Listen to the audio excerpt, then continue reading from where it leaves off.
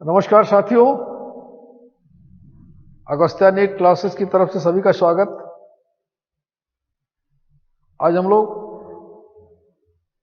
Cell organelle का एक topic है, बड़ा इंपॉर्टेंट टॉपिक है। इस पे हम लोग आज डिस्कस करेंगे। नाम है गोल्गी ऑपरेटस। देखिए, इसके कई नाम है। गोल्गी ऑपरेटस, एक दूसरा नाम इसका गोल्गी कॉम्प्लेक्स, तीसरा नाम है इसका गोल्गी ऑपरेटस, एक है। और एक नाम है इसका lipochondria dictyosome. Dictyosome in the case of plant में जब इसकी चर्चा होती है गोल्गी बॉडी की, इसको डिक्टियोसोम कहते हैं। कई बार पूछा गया है ये सवाल, कई बार पूछा गया। ट्रैफिक पुलिस, देखें आप, ट्रैफिक पुलिस, इसको ट्रैफिक पुलिस भी कहते हैं और इसको डाल्टन कॉम्प्लेक्स भी कहते हैं। इतने नाम है इसका। ये जितने नाम है, ये नाम ध्यान में रखना जरूरी है। कभी कभी अल्टरनेम नाम से पूछ लेते हैं तो हम लोग जो है वो गलत कर जाते हैं। तो इसमें जितने नाम हो सबका नाम याद करना चाहिए, सबका नाम ध्यान में रहे। अब सबसे पहले यह होता है कि इसको खोज किसने किया। खोज कैमिलो गोल्गी 1898 में, और ये नोबेल प्राइज पाया 1906 में। कौन खोज किया इसको? कैमिलो गोल्गी, वैज्ञानिक थे, और 1906 में ये नोबेल प्राइज पाए हैं। नोबेल प्राइज विश्व का सबसे बड़ा सम्मान है। ये स्वीडिश के वैज्ञानिक थे, अल्फ्रेड नोबेल उनके नाम से चला था। 1901 से चला है। प्रतिवर्ष दिया जाता है, करीब 5-6 क्षेत्रों में जो अच्छा उल्लेखनीय कार्य करता है वो प्रतिवर्ष दिया जाएगा। तो गोल्गी साहब हमारे जो है 1906 में नोबेल प्राइज पाए हैं। इसमें जो है वो इंडियन करेंसी अगर देखें तो 8 करोड़ रुपए वर्तमान में मिलता है। एक स्वर्ण पदक मिलता है, एक सर्टिफिकेट मिलती है, 3 चीजें मिलती हैं। वो तो अलग चीज है, लेकिन बहुत बड़ा नाम होता है। तो गोल्गी साहब हमारे नोबेल प्राइज से सम्मानित हुए। और इसकी विशेषता है प्लियोमार्फिक। ये हमारा है प्लियोमार्फिक। प्लियोमार्फिक का मतलब है ऐसा ऑर्गेनिज्म, ऐसा ऑर्गेनेली या ऐसा एनिमल या प्लांट जो समय के अनुसार अपने रूप को बदल दे, मोर देन वन फॉर्म। ये गोल्गी बॉडी का ये विशेषता है कि प्लियोमार्फिक होता है, कभी कभी अपने रूप को, फॉर्म को चेंज करता है आवश्यकता पड़ने पर, इसलिए इसको प्लियोमार्फिक भी कहा गया है। ये 1 आर न्यूमरस इन नंबर पाया कहा जाता है साइटोप्लाज्म में। सेल के अंदर साइटोप्लाज्म में पाया जाएगा। एक या एक से ज्यादा इसकी संख्या होती है और साइटोप्लाज्म में तैरेगा, करता रहता है। फाउंड इन प्लाज्मा, देखें, फाउंड इन प्लाज्मा, साइटोप्लाज्म के अंदर एक या एक से ज्यादा संख्या होती है, ये पाया जाता है। और रहेगा कहां? Present between endoplasmic reticulum and plasma membrane.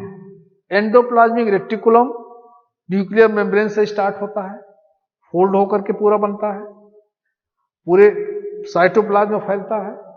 और प्लाज्मा मेम्ब्रेन, ये प्लाज्मा मेम्ब्रेन और एंडोप्लाज्मिक रेटिकुलम दोनों के बीच में रहता है। अभी बताएंगे क्यों रहता है, उसका कारण है। तो इसका सिचुएशन क्या है? एंडोप्लाज्मिक रेटिकुलम और प्लाज्मा मेम्ब्रेन के बीच में ये रहता है। एक रहता है या एक से ज्यादा भी इसकी संख्या हो सकती है। इसका अगर स्ट्रक्चर देखेंगे तो वेसिकल्स, सिस्टर्नी और बैकवोल्स यानी ट्यूबुल्स से मिलकर बना होता है। 3 कंपोनेंट होते हैं, वेसिकल्स, सिस्टर्नी, बैकवोल्स या ट्यूबुल्स। इस स्ट्रक्चर को अगर हम देखें ध्यान से, देखें, ये सिस्टर्नी, ये ट्यूब लाइक स्ट्रक्चर है, ट्यूबुल्स लाइक स्ट्रक्चर है। देख रहे हैं, ये एक दूसरे पर बैठा हुआ है, ये ट्यूबुल्स लाइक स्ट्रक्चर है। ये इसको हम क्या कहेंगे? ट्यूबुल्स। ये देखें, ये जैसे प्लेट होती है, एक प्लेट दूसरे प्लेट पर रहती है, उसी तरह से ये प्लेट वाइज एक एक ट्यूब्यूल्स अरेंज्ड है। इसको क्या कहेंगे हम? इसके लास्ट वाले पार्ट को हम सिस्टर्नी कहेंगे, एक को हम सिस्टर्नी कहेंगे। देखिए ये एक है हमारा, ये सिस्टर्नी है। ये इसी सिस्टर्नी से, इसके सिस्टर्नी के अंदर जो स्पेस होता है, यानी ट्यूब्यूल्स के अंदर जो स्पेस होता है सिस्टर्नी के अंदर, इसको हम ल्यूमन कहेंगे। इसमें कुछ एंजाइम्स और साइट्स भरे होते हैं, ट्यूब लाइक, एक दूसरे पे प्लेट, जैसे ट्यूब एक दूसरे पे बैठी हुई, जैसे प्लेट एक दूसरे पे बैठी रहती है, उसी तरह से ट्यूब लाइक स्ट्रक्चर देख रहे हैं बना हुआ है। इसको हम सिस्टर्नी बोल देंगे। इसके जो हालो है, इसके अंदर जो स्पेस है उसमें लिक्विड भरा है, उसको स्पेस को ल्यूमेन कहेंगे। इसका जो सिस्टर्नी का लास्ट पार्ट है, ये वेसिकल्स के रूप में निकल करके बनता रहता है। वेसिकल्स, ये जो इसमें से साइड आएंगे डाइजेस्टिव एंजाइम्स या जो प्रोटीन्स एंजाइम्स बनेंगे, वो इसमें से वेसिकल्स के रूप में बाहर आते रहते हैं। न्यूली फार्मिंग वेसिकल्स, यहां से वेसिकल बनते हैं लास्ट से। ये आपके सेक्रेटरी वेसिकल्स हैं, ये लास्ट पोर्शन से ये बनते रहते हैं, निकलते रहते हैं। जो मेन इसका समझने की चीज है, ऊपर वाले को हम सिस फॉर्म का फेस कहते हैं, नीचे वाले को ट्रांसफॉर्स कहते हैं। ये हमारा जो है सिस फेस है, ये हमारा ट्रांस फेस है। सिस फेस, ट्रांस फेस, ये समझना है। देखिए हमने इसमें लिखा भी है, convex cisternae forming face, cis face या एंट्री फेस। ये कॉन्वेक्स टाइप है, ऊपर वाले फॉर्म को हम सिस फॉर्म कहते हैं, नीचे वाले को हम ट्रांसफॉर्म कहते हैं, यानी ये एग्जिट फेस है। ये एंट्री फेस है, ये एग्जिट फेस है। बीच में ट्यूब लाइट सिस्टर्नी बनी हुई है, वेसिकल्स इसके लास्ट से निकलते हैं। ये ट्यूब लाइक स्ट्रक्चर है, इसलिए वेसिकल्स, सिस्टर्नी, ट्यूबूल्स या वाइक्यूल्स। ये एक तरह से अरेंजमेंट सिंपल है। एक बार फिर स्ट्रक्चर देख लें।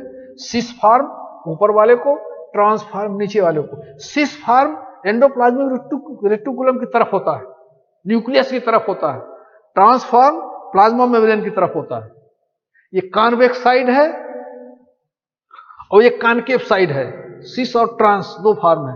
सिस को एंट्री फेस भी कहेंगे और ट्रांस को हम एग्जिट फेस कहेंगे। वेसिकल से ही ट्यूबूल्स के लास्ट पॉइंट से वेसिकल बनते हैं। इसमें वेसिकल्स में एंजाइम से हार्मोन्स होते हैं, ये वेसिकल्स रिलीज होकर बाहर आते हैं। ये सिंपल साइज का स्ट्रक्चर है। प्लाज्मा मेम्ब्रेन में, साइटोप्लाज्म में, एंडोप्लाज्मिक रेटिकुलम, गाल्गी बॉडी के बीच में होता है। सिस, ट्रांस याद रखिएगा, सिस्टर्नी और वेसिकल्स, ये क्लियर होना चाहिए गाल्गी ऑपरेटर्स के स्ट्रक्चर। ये सिस और ट्रांसफॉर्म करता क्या है? एंडोप्लाज्मिक रेटिकुलम से जो प्रोटीन्स या लिपिड्स बनते हैं। अब थोड़ा सा इसका एंडोप्लाज्मिक रेटिकुलम गाल्गी बॉडी का इंटरकनेक्शन है। एंडोप्लाज्मिक रेटिकुलम के बारे में जरा सा हम ध्यान देंगे। एंडोप्लाज्मिक रेटिकुलम दो तरह से था, एक स्मूथ एंडोप्लाज्मिक रेटिकुलम, एक रफ एंडोप्लाज्मिक रेटिकुलम जो न्यूक्लियर मेम्ब्रेन से फोल्ड होकर निकल रहा है। गाल्गी बॉडी जस्ट उसी के नीचे होती है। एंडोप्लाज्मिक रेटिकुलम अगर रफ है तो उसमें प्रोटीन्स बनेंगे, क्योंकि राइबोसोम उसमें है। डाइजेस्टिव एंजाइम्स बनेंगे, हाइड्रोलाइटिक एंजाइम बनेंगे। हाइड्रोलाइटिक अगर स्मूथ है उसमें लिपिड बनेंगे। चाहे लिपिड बने चाहे प्रोटीन बने, हाइड्रोलाइटिक जो बने, वो बनने के बाद सिस फॉर्म की तरफ से गाल्गी बॉडी में आता है। ये प्रोसेस को ध्यान से समझिएगा। एंडोप्लाज्मिक रेटिकुलम से बनने वाले वेसिकल्स रूप में प्रोटीन्स या एंजाइम्स जो बनते हैं वो गाल्गी बॉडी में आते हैं, क्योंकि एंडोप्लाज्मिक रेटिकुलम में जो बोलते हैं वो नॉन एक्टिव फॉर्म में होते हैं। अब गाल्गी बॉडी में आएंगे, उनका एक्टिव फॉर्म बनेगा, उसकी पैकेजिंग होगी। इसलिए एंडोप्लाज्मिक रेटिकुलम और गाल्गी बॉडी का इंटरकनेक्शन है, काम। एंडोप्लाज्मिक रेटिकुलम से बनने के बाद सिस फॉर्म से, इसलिए इसको एंट्री फेस कहा गया। ये सिस फॉर्म है, एंट्री, ये हमारा कॉन्वेक्स है, यहां से एंट्री करेगा वेसिकल्स के रूप में और इसके ट्यूब्यूल्स के अंदर इसकी प्रोसेसिंग होगी, कुछ इसमें रिएक्शन एक्शन होंगे। प्रोसेसिंग होने के बाद ट्रांसफार्म की तरफ से ये पुनः आ जाएगा बाहर, इसकी पैकेजिंग हो जाएगी। गोल्गी बॉडी का ये क्या काम है? पैकेजिंग का काम। ये पैकेजिंग का काम करती है। जो भी हार्मोन्स या फैट या प्रोटीन्स बन रहे हैं एंडोप्लाज्मिक रेटिकुलम में, गोल्गी बॉडी के अंदर से आएंगे, प्रोसेसिंग होकर के ट्रांसफार्म की तरफ से बाहर आ जाएंगे। इनका ये एक्टिव हो गए, इनकी पैकेजिंग हो गई, यहीं से ये कहां जाने हैं, यहीं से डायरेक्शन हो जाएगा इनका, वहां जाएंगे। हो सकता है कि ये सेल के अंदर यूज हो सकता है कि सेल से बाहर जाना हो। अगर बाहर जाना हो तो यहीं से डायरेक्शन हो जाएगा, वो प्लाज्मा मेम्ब्रेन के थ्रू होकर के बाहर चले जाएंगे। यानी एक्टोप्लाज्मिक रेटिकुलम से बनने वाले प्रोटीन्स और लिपिड्स हार्मोन्स के रूप में, एंजाइम्स के रूप में जो है, वो गोल्गी बॉडी में प्रोसेसिंग आएंगे।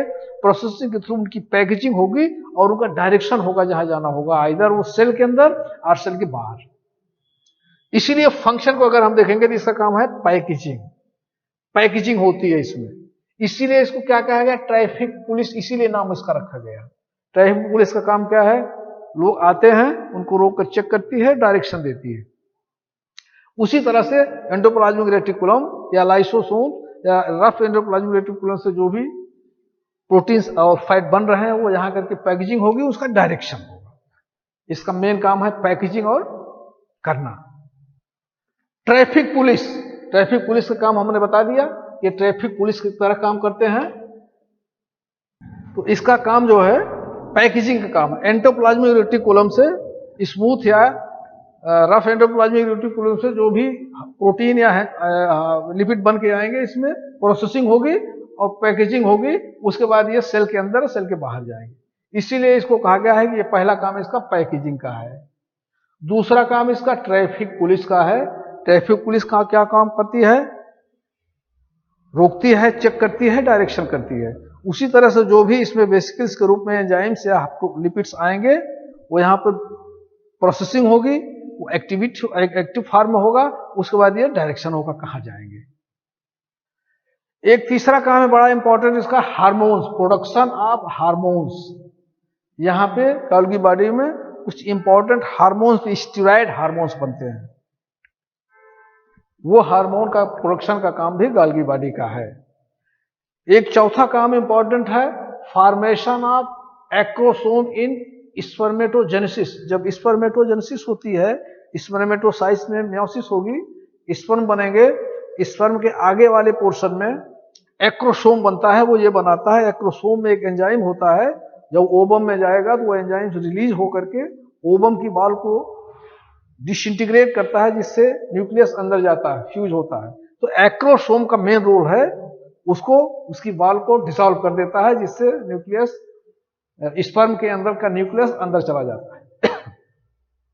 तो ये एक्रोसोम का फॉर्मेशन करता है। ये पूछा जाता है, ये सवाल बड़ा इंपॉर्टेंट है कि एक्रोसोम का फॉर्मेशन गोल्गी बॉडी करती है। लास्ट काम है लाइसोसोम फॉर्मेशन। ये लाइसोसोम का भी फॉर्मेशन करता है। यानी लाइसोसोम जो है हमारा डाइजेस्टिव ट्रैक्ट जिसको कहते हैं, जिसमें डाइजेस्टिव एंजाइम्स बनते हैं, हाइड्रोलिटिक एंजाइम्स सेक्रीट होते हैं, उसमें बनते हैं, उसका भी फॉर्मेशन करता है गोल्गी बॉडी। गोल्गी बॉडी का देखिए काम क्या है, एंडोप्लाज्मिक रेटिकुलम और लाइसोसोम दोनों का, तीनों का कनेक्शन है। ये पैकेजिंग करेगी, कुछ हार्मोन्स बनाती है, बकिया सारा का सारा काम इसका पैकेजिंग और ट्रांसपोर्टिंग और डायरेक्शन का। ये मेन हमारा गोल्गी बॉडी है, वेरी इंपॉर्टेंट। इसमें प्लियोमॉर्फिक मत भूलिएगा, प्लियोमॉर्फिक इसका नेचर है। साइटोप्लाज्म में एक या संख्या में होता है। एक और वेरी इंपॉर्टेंट है डिक्टियोसोम। प्लांट अगर है तो वहां पे गोल्गी बॉडी को डिक्टियोसोम कहते हैं। ये कई बार पूछा गया है, ये हमारे दिमाग में रहना चाहिए कि प्लांट के केस में गोल्गी बॉडी नहीं होती, वहां पे डिक्टियोसोम कहा जाता है।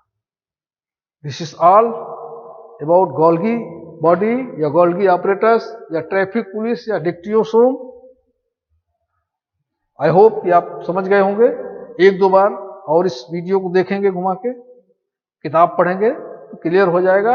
इसका स्ट्रक्चर और फंक्शन इंपॉर्टेंट है, इसमें नीट से सवाल आते हैं। 1 या 2 सवाल मस्ट इससे आने हैं, इसलिए इसका स्ट्रक्चर फंक्शन ध्यान से पढ़ने की जरूरत है। Thank you.